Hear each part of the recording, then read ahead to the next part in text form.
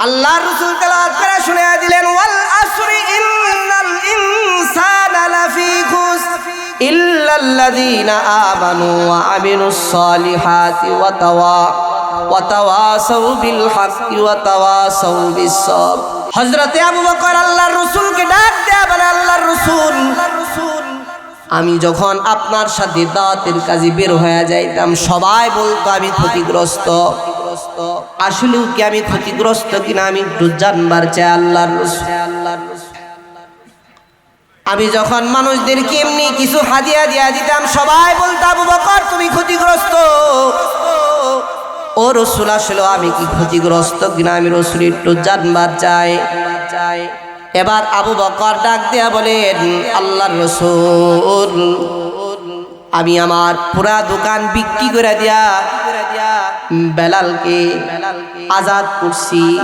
বলেন না আসলে আমি ক্ষতিগ্রস্ত কিনা আমি একটু জানবার চাই। আল্লাহর রাসূল জমিনের দিকে তাকায় আছে, আবু বকরের কথার কোনো জবাব নাই। আবু বকরের কথার কোনো জবাব দিতে পারতেছেন আল্লাহর রাসূল। আর শাজিম থেকে আল্লাহ তাআলা জিবরাইলের মাধ্যমে রাসূলের কাছে সাথে সাথে সূরা আসর নাজিল করে দিলেন। বলেন আল্লাহু আকবার। সূরা আসর নাজিল হয়ে যায়। আল্লাহর রাসূল আবু বকরকে ডাক দেয়া বলে, আবু বকর তোমার জন্য সূরা আসর নাজিল হয়ে গেছে। আল্লাহু আকবার করে আল্লাহু আকবার। সূরা আসর নাজিল হয়ে গেছে।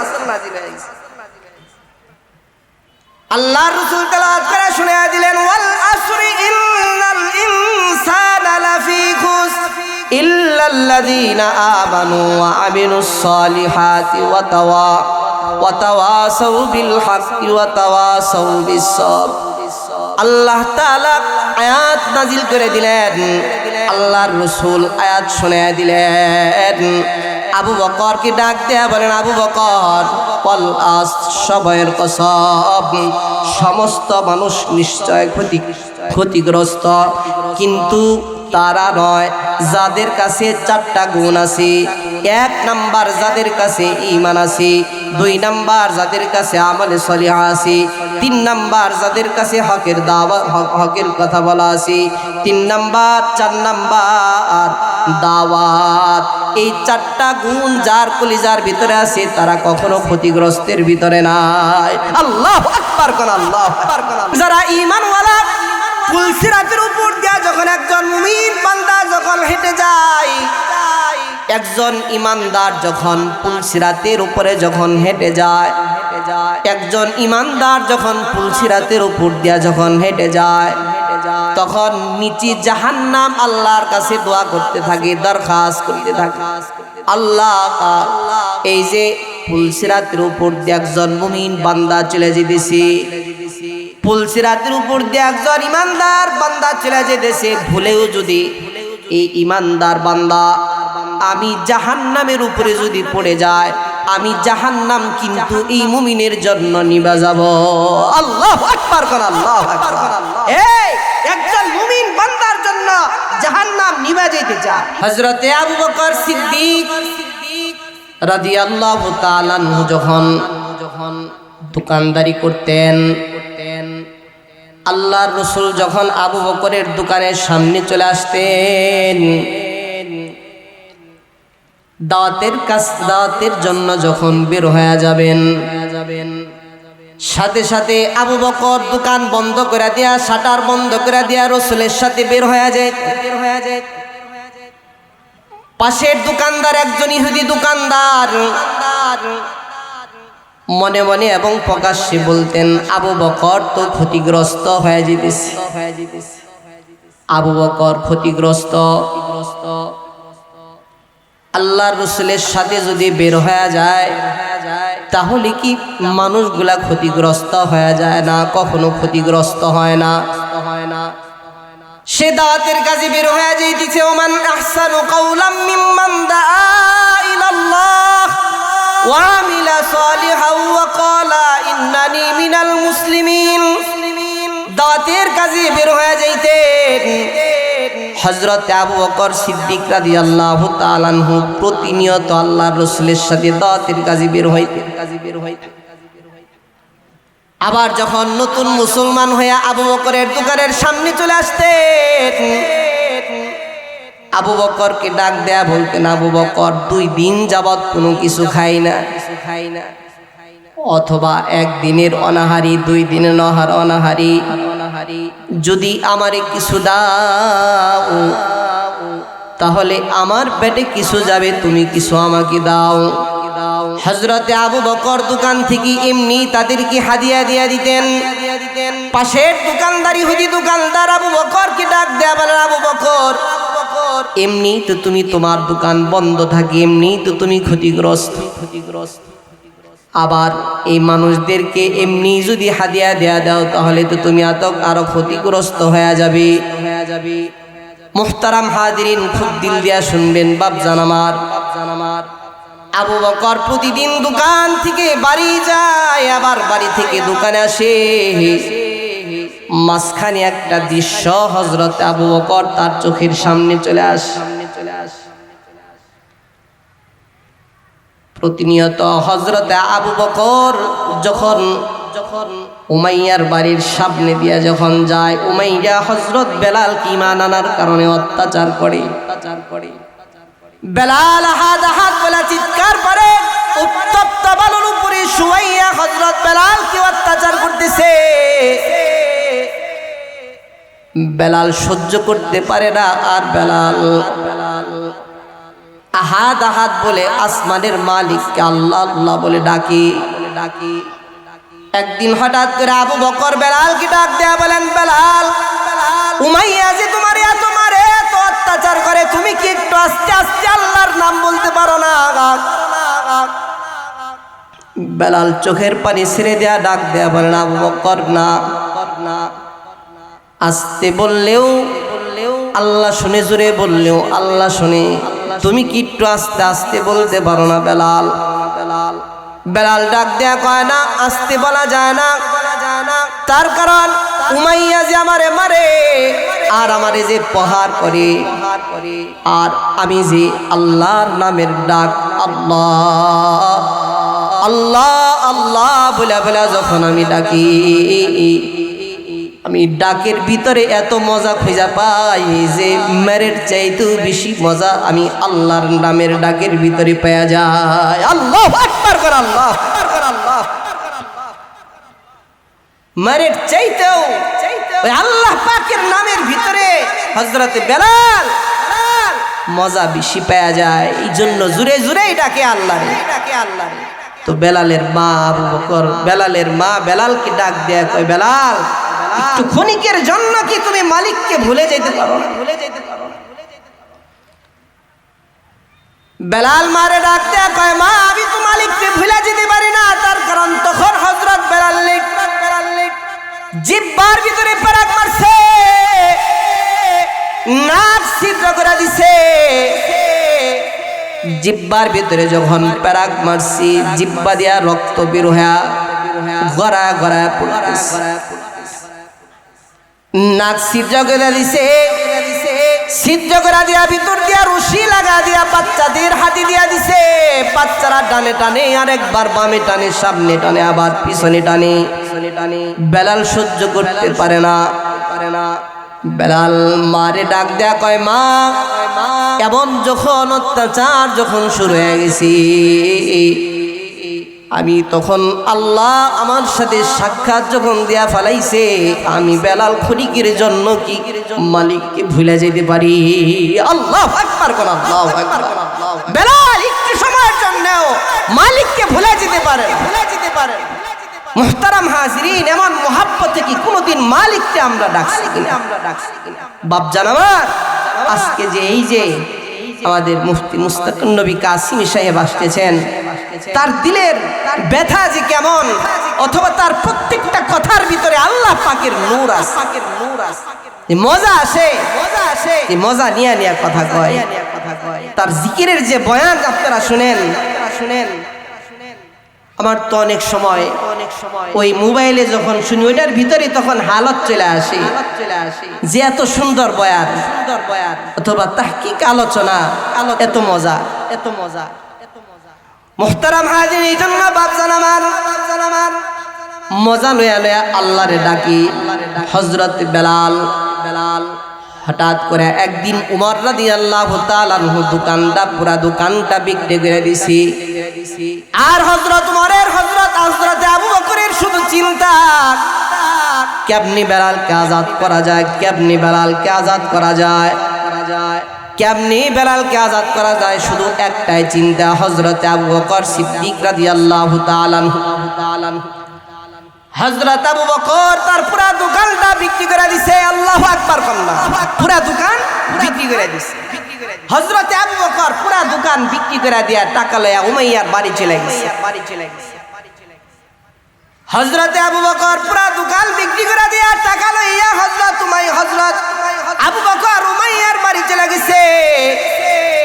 উমাইয়ার বাড়ি চলে যাওয়ার পর উমাইয়াকে ডাক দেয়া বলেন, উমাইয়া বেলালকে আজাদ করার জন্য যা দাম তার চাইতে 10 গুণ বেশি টাকা বেশি চাই উমাইয়া। কোনো কথা না বইলা বেশি দাম দিয়া হযরত বেলালকে লইয়া আজাদ কইরা আল্লাহর রাসূলের দরবারে লইয়া গেছে। আল্লাহর রাসূল বেলালকে দেখা আবু বকরকে ডাক দেয়া বলেন, আবু বকর কেমনে আমার বেলালকে আজাদ করে নিয়ে আসছো, আমারে কেন জানাইলা না, আমারে কেন তুমি জানাইলা না, আমি একটু তোমার সাথে শরীক হইতাম। হযরতে আবু বকর সিদ্দিক রাদিয়াল্লাহু তাআলা আনহু আল্লাহর রাসূলকে জানায় দিলেন, আল্লাহর রাসূল আমি আমার পুরা দোকান বিক্রি করে দিয়া শুধু আমি ওই আল্লাহ পাককে সন্তুষ্ট করার জন্যে আর আপনার মুখে হাসি ফোটানোর জন্যে আমি বেলালকে উমাইয়ার কাছ থেকে আজাদ করছি। আল্লাহু আকবার বলেন, আল্লাহু আকবার। পুরা সম্পদ দিয়া হযরত বেলালকে উমাইয়ার কাছ থেকে আজাদ করে আল্লাহর রাসূলের দরবারে লয়ে গেছেন। আল্লাহর রাসূলের দরবারে যাওয়ার পর আল্লাহর রাসূল বলতেছেন, আজাদ করলা আমাকে জানাইলা না। তো ওই সময় হযরত আবু বকর ডাক দিয়া বলেন, আল্লাহর রাসূল আমার একটা প্রশ্ন, আপনি আমাকে একটু জবাব দেন। কি প্রশ্ন? হযরত আবু বকর আল্লাহর রাসূলকে ডাক দেয়া বলে, আল্লাহর রাসূল আমি যখন আপনার সাথে দাওয়াতের কাজে বের হয়ে যাইতাম সবাই বলতো আমি ক্ষতিগ্রস্ত। আসলেও কি আমি ক্ষতিগ্রস্ত কিনা আমি একটু জানবার চাই আল্লাহর রাসূল। আমি যখন মানুষদেরকে এমনি কিছু হাদিয়া দিয়া দিতাম সবাই বলতো আবু বকর তুমি ক্ষতিগ্রস্ত। ও রাসূল আসলে আমি কি ক্ষতিগ্রস্ত কিনা আমি রাসূল একটু জানবার চাই। এবার আবু বকর ডাক দেয়া বলেন, আল্লাহর রাসূল আমি আমার পুরা দোকান বিক্রি করে দিয়া বেলালকে আজাদ করছি। বলেন না আসলে আমি ক্ষতিগ্রস্ত কিনা আমি একটু জানবার চাই। আল্লাহর রাসূল জমিনের দিকে তাকায় আছে, আবু বকরের কথার কোনো জবাব নাই। আবু বকরের কথার কোনো জবাব দিতে পারতেছেন আল্লাহর রাসূল। আর শাজিম থেকে আল্লাহ তাআলা জিবরাইলের মাধ্যমে রাসূলের কাছে সাথে সাথে সূরা আসর নাজিল করে দিলেন। বলেন আল্লাহু আকবার। সূরা আসর নাজিল হয়ে যায়। আল্লাহর রাসূল আবু বকরকে ডাক দেয়া বলে, আবু বকর তোমার জন্য সূরা আসর নাজিল হয়ে গেছে। আল্লাহু আকবার করে, আল্লাহু আকবার। সূরা আসর নাজিল হয়ে গেছে। আল্লাহর রাসূল তেলাওয়াত করে শুনিয়ে দিলেন, ওয়াল আসরি ইন্নাল ইনসানা লাফি খুসর ইল্লাল্লাযীনা আমানু ওয়া আমিলুস সালিহাতি ওয়া তাওয়াসাউ বিল হাক্কি ওয়া তাওয়াসাউ বিস সবর। আল্লাহ তাআলা আয়াত নাজিল করে দিলেন, আল্লাহর রাসূল আয়াত শুনিয়ে দিলেন। আবু বকরকে ডাক দেয়া বলেন, আবু বকর ওয়াল সময়ের কসম সমস্ত মানুষ নিশ্চয় ক্ষতিগ্রস্ত, কিন্তু তারা নয় যাদের কাছে 4টা গুণ আছে। 1 নাম্বার যাদের কাছে ঈমান আছে, 2 নাম্বার যাদের কাছে আমলে সলিহ আছে, 3 নাম্বার যাদের কাছে হকের দাওয়াত হকের কথা বলা আছে, 3 নাম্বার 4 নাম্বার দাওয়াত। এই চারটা গুণ যার কলিজার ভিতরে আছে তারা কখনো ক্ষতিগ্রস্তের ভিতরে নাই। আল্লাহু আকবার কোন, আল্লাহু আকবার কোন, আল্লাহু। এই চারটা গুণ যাদের কলিজার ভিতরে আছে, 1000 বছর যদি বেঁচে থাকে তাও তাদের কোনো ক্ষতি নাই। সুবহানাল্লাহ কোন, সুবহানাল্লাহ। এবার বলেন না, এই চারটা গুণ নিয়ে কবরে যাওয়ার দরকার আছে না নাই? এই জোরে কয় নাই, চারটা গুণ নিয়ে কবরে যাওয়ার দরকার আছে না নাই? এই চারটা গুণ থাকলে পৃথিবীর মানুষ, এই চারটা গুণ থাকলে তোমার দাম আছে। আর যদি চারটা গুণ না থাকে পৃথিবীর কোনো মানুষের দাম হবে, মানুষের দাম কোনো দাম নাই, কোনো দাম নাই। যদি গুণ চারটা থাকে তাহলে তো তোমার দাম আছে, তোমার দাম আছে। মুহতারাম হাজিরিন, তার মধ্যে 1 নম্বর গুণ হলো ঈমান, হলো ঈমান। যে ঈমান আল্লাহ পাকের সাথে তার সম্পর্ক। মুহতারাম হাজিরিন, এই জন্য বাপজান আমার 1 নম্বর ঈমানের গুণ, ঈমানের গুণ, ঈমানের গুণ। আমার শেখ মুর্শিদ আল্লামা খালেদ সাইফুল্লাহ ইউবি দামাত বারকাতুহু, উনি মাঝে মধ্যে একটা কথা বলেন, আমি আপনাদের সামনে নকল করে বলে যায়।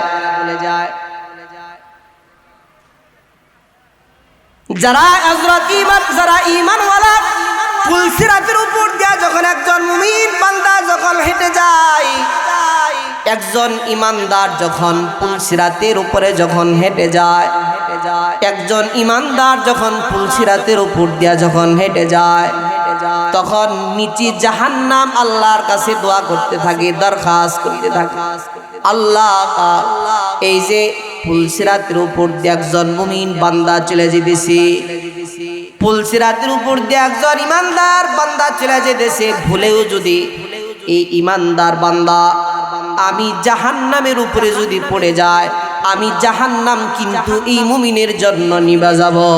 আল্লাহু আকবার কোন, আল্লাহু আকবার। এই একজন মুমিন বান্দার জন্য জাহান্নাম নিভে যেতে চায়, জাহান্নাম নিভে যায়।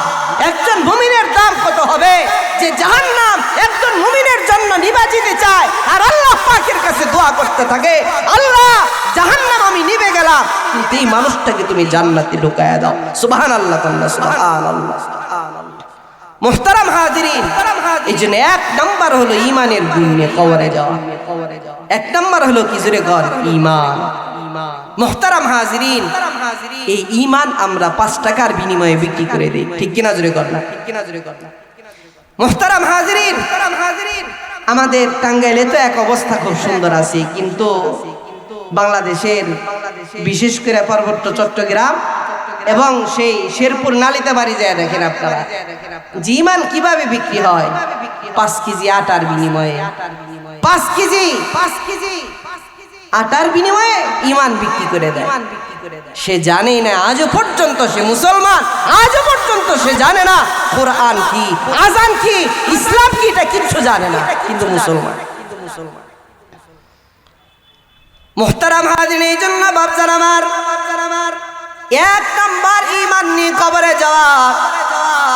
ঈমান নিয়ে কবরে গেলে তার দাম হবে, ঈমান ছাড়া যদি কেউ কবরে যায় তার দাম হবে না। তার মধ্যে 1 নাম্বার হলো ঈমান কবরে যায় যখন ঈমানের পরীক্ষা যখন দিবি, এই জন্য বাপজান আমার ঈমান নিয়ে কবরে যাবে। মুহতারাম হাজিরিন, খালিদ বিন ওয়ালিদ রাদিয়াল্লাহু তাআলা আনহু, খালিদ বিন ওয়ালিদ রাদিয়াল্লাহু তাআলা আনহু যুদ্ধের ময়দানে গেছেন, নামাজের দাওয়াত দিবেন। তো ইয়াকিন কেমন ছিল, ঈমানের উপর অটল কেমন ছিল, যে বিষে কিয়া করে মানুষকে কোনোদিন হত্যা করতে পারে না। জানের মালিক কে, জোরে কর না আল্লাহ। জানের মালিক কে? হায়াতের মালিক কে, জোরে কর না। মওতের মালিক কে? আল্লাহ। এই কথাকে নিজের কলিজার ভিতরে ঢুকিয়ে দেওয়া। চাকরি আমাকে খাওয়ায় না, কে খাওয়ায়, জোরে কয় না আল্লাহ। এই কথাটা কলিজার ভিতরে ফিট করে দেওয়া, এটার নাম হলো ঈমান। আমাদের ভিতরে তো এটা নাই, ইস্তেকামাত বলতে আমাদের কলিজার ভিতরে কোনো কিছু নাই।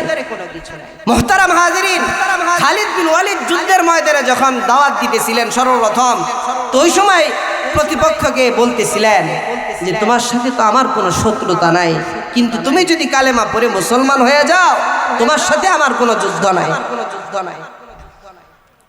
তো খালিদ বিন ওয়ালিদ দেখতেছেন যে কাফেরের হাতে এক হাতে তলোয়ার দেখা যায় আর এক হাতে ছোট একটা শিশি দেখা যায়। তো খালিদ বিন ওয়ালিদ জিজ্ঞাসা করেছে, ভাই তোমার হাতে এটা কি দেখা যায়, এটা কি শিশির ভিতরে, এটা কি? এটা বিষ। তোমার সাথে যদি আমি যুদ্ধে পরাজিত হয়ে যাই তাহলে বিষ পান করে আমি আত্মহত্যা করি। নাউজুবিল্লাহ কয় না? বিষ পান করে কি করব? আত্মহত্যা করব। তো খালিদ বিন ওয়ালিদ যুদ্ধের ময়দানে কাফেরকে ডাক দিয়ে বলতেছেন, বিষে কিয়া করে মানুষকে কোনোদিন হত্যা করতে পারে না। তো কাফের বলতেছে, যদি বিষে কিয়া করে মানুষকে যদি হত্যা করতে না পারে তাহলে তুমি একটু পান করে দেখাও। কয় পান করতে পারি, দুইটা শর্ত আছে। কি শর্ত? কয় দুইটা শর্ত আছে। এক নাম্বার শর্ত, বিষ পান করার পরেও যদি আমি বেঁচে থাকি তাহলে তুমি আমার হাতে হাত রেখে কালেমা পড়ে মুসলমান হয়ে যাবে। সুবহানাল্লাহ। আর দুই নাম্বার সুসংবাদ তোমারে দিলাম, তুমি যদি আমার হাতে কালেমা পড়ে মুসলমান হয়ে যাও আল্লাহ তাআলা তোমার পিছনের জিন্দেগীর সমস্ত গুনাহ আল্লাহ তাআলা মাফ করে দিবেন। সুবহানাল্লাহ। মুহতারাম হাজিরিন, খালিদ বিন ওয়ালিদ যুদ্ধের ময়দানে দুইটা শর্তের ভিতরে রাজি হয়ে গেলেন। রাজি হয়ে যাওয়ার পর খালিদ বিন ওয়ালিদকে বিষের বোতলটা হাতে দিছেন। খালিদ বিন ওয়ালিদ আসমানের দিকে তাকায় আল্লাহ তাআলাকে আরশে আজিমের দিকে তাকাইয়া আল্লাহ তাআলাকে ডাক দেয়া বলেন, আল্লাহ, আসমানের মালিক যদি তুমি হও, কোরআন যদি সত্য হয়, কালেমা যদি সত্য হয়ে যায়, রাসূল যদি সত্য হয়, বিষের মালিক যদি তুমি হয়ে থাকো, আল্লাহ আমি ঈমান আনতেছি এই বিষ কিয়া করে মানুষকে কোনোদিন হত্যা করতে পারে না। আল্লাহু আকবার, আল্লাহু আকবার। মুহতারাম হাজিরিন, বিষে কিয়া করে কখনো মানুষকে হত্যা করতে পারে না, এই ইকিন লইয়া খালিদ বিন ওয়ালিদ যুদ্ধের ময়দানে বিষ পান করে ফেলছে। আমি জানি আমার বয়ান আপনাদের কাছে ভালো লাগবে না, তার কারণ এমন একজন মানুষ আসতেছে, তার অপেক্ষায় আপনারা যেমন আছেন আমিও আছি। আপনি যেমন আছেন আমিও আছি। আপনারা ওইদিকে তাকিয়ে থাকেন যেমন, আমিও একটু পরপর ওইদিকেই তাকাই। তার কারণ আমি তো আসর থেকে না মাগরিব পর্যন্ত আলোচনা করছি। মুহতারাম হাজিরিন, দ্বিতীয়বার আলোচনায় বসলে সেই ধারাবাহিকতা আর আসে না। একই আলোচনা করতেছি, ঠিক আছে, ওই বিষয়ে আলোচনা করতেছি, সূরা আসর নিয়ে আলোচনা করতেছিলাম। মুহতারাম হাজিরিন, তো খালিদ বিন ওয়ালিদ রাদিয়াল্লাহু তাআলা আনহু, এই জন্য কথা বেশি বলতেছি আপনাদের সামনে। খালিদ বিন ওয়ালিদ রাদিয়াল্লাহু তাআলা আনহু, ওই সময় ইয়াকিন আসছে। ইয়াকিন হওয়ার কারণে আল্লাহ তাআলা বিষ পান করার পরেও খালিদ বিন ওয়ালিদকে আল্লাহ তাআলা বাঁচায় রাখছেন। বাঁচায় রাখার পরে কিছুক্ষণ পরে কাফের খালিদ বিন ওয়ালিদের হাতে কালেমা পড়ে মুসলমান হয়ে যায়। বলুন সুবহানাল্লাহ। কেন? ইয়াকিন আসছে তার দিলের ভিতরে। ইয়াকিন হওয়ার কারণে তার দিলের ভিতরে, এবং আল্লাহ তাআলা তার দিলের ভিতরে, ওই কাফিরের দিলের ভিতরে নূর আল্লাহ তাআলা ঢুকায় দিয়েছে। মুহতারাম হাজিরিন, এই জন্য বাপজান আমার চারটা গুণের ভিতরে এক নাম্বার গুণ হলো ঈমান, দুই নাম্বার হলো আমলে সলিহা। আমলে সলিহার ভিতরে সবচেয়ে উৎকৃষ্ট ইবাদত হলো নামাজ। উৎকৃষ্ট ইবাদত কি? এই জোরে গান, উৎকৃষ্ট ইবাদত কি? নামাজ। ওয়াসজুদু ওয়াক্তারিব, যে যত বেশি সিজদা দেয় তত বেশি আল্লাহ পাকের সাথে তার সম্পর্ক হয়ে যায়। সুবহানাল্লাহ কয় না?